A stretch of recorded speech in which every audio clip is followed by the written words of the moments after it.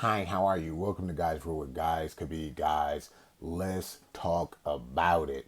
Eric Nicksick says that he only wants to train world champions and that Sean Strickland needs to reevaluate what he wants to do in the sport. Wow. Wow. Now, I'm going to go into something a little bit different, which is the debate. Can you be an excellent coach without ever having fought yourself? And I'm going to get into why. So, I believe that somebody could be a good coach that's never fought themselves. I believe to be a great coach, you have to have fought yourself. You have to. There are elements to fighting, a depth to the ocean that, how can you talk about it if you've never went there, right? It's unknown.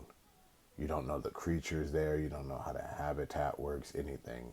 It's the same thing with fighting. If you've never done it yourself, it's only a certain level you could go to. You could go to good, but not great. I believe that comments like this can also only come from someone that's never done it. Now, I personally know Eric, right? I've been to Extreme Couture. Cool guy, very cool guy. But this guy was a big, strong man, like bodybuilder, power lifter, and the GM, the front desk, Robert Follis, RIP, great coach, took great care of me and my friend James Chaney and everybody else, was the coach there. Randy Couture wasn't even there. And when he passed away, because he's been around, there was a void to be filled.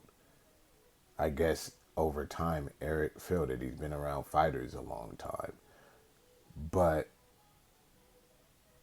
how far can being around fighters, there's only so much. You basically, everything that you're giving to the fighters, and I don't know if these guys realize it or not, is his assimilation of being around so many fighters. They get that themselves because they're around so many fighters. He's just pointing them in the right direction, which maybe is good because he was like a bodybuilder, power lifter guy. And it's kind of like personal training. They tell you what to do on the machine, but if you look at the machine, it tells you what to do itself. But sometimes fighters need that, and he provides that. But these kind of problems bump up because to say you only want to train world champions is very entitled, is very unrealistic. And I saw Sean Strickland say that he doesn't want him in the corner anymore. I would never have that person in the corner again myself. And if I was the rest of the teammates, I wouldn't even trust the individual anymore because who, unless if somebody is X-Man from the X-Men comics or Jean Grey or somebody that has some kind of future sight, how can you say who's going to be a world champion, right? Like Dan Ige is a savage and a monster of a fighter, but he's never been world champion. He's never come close. He may never be. So does that mean you're never gonna train him? Like, it's so many guys at that gym that are like that as well. At one point Kevin Lee was damn near a world beater, but he never became a world champion. So when he was there, which you never train, it makes no sense, especially coming off of a title fight. The guy is literally fighting for a world championship and had the world championship, and you're in the gym with dozens and dozens of fighters who haven't even came close to touching gold, many who won't. And you're saying that to the person who had it and going again. Then there's an element where I saw Sean Strickland. I thought about this before he even said it, where he talked about how bad camp was.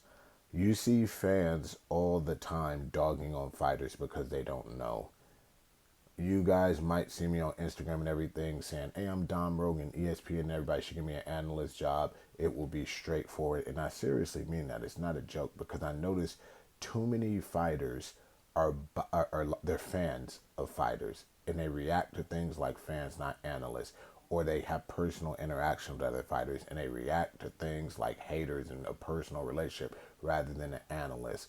And as a fighter, I know you do not know what happened in anybody's camp. As his coach, supposed coach, you should know more than anybody. And Sean Strickland says he thought he had broke bones. He had to go to Colombia to do this and that. Reiner de Ritter, Uma plotted him, almost messed up his arm. He had staph, all these different elements, which here's the thing, it's a lose-lose situation.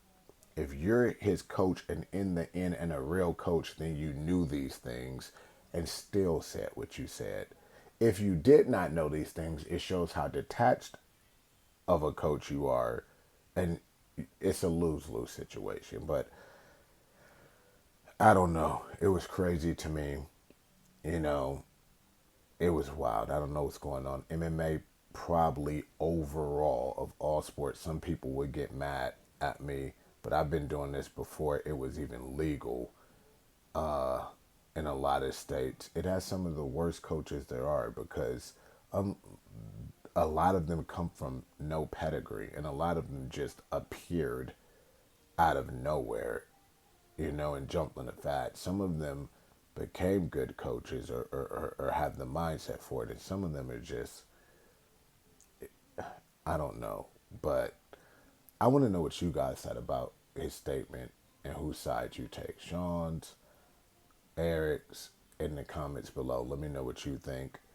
Like, subscribe, follow, turn on notifications, donate. Patreon.com/Project One for our nonprofit. We help kids in Africa that's trying to do athletic careers, in the Middle East, and at-risk kids in the U.S., as well as homeless animals. Sansom Dental in San Francisco. Discounts for the whole community. Make sure you go there and follow them on IG. And Axiom Group, the #1 up-and-coming AI high-tech security company in Dubai and all over the Middle East. Close protection, anything you need for your house, your vehicles, your business. Check them out on Instagram as well. And I'm out.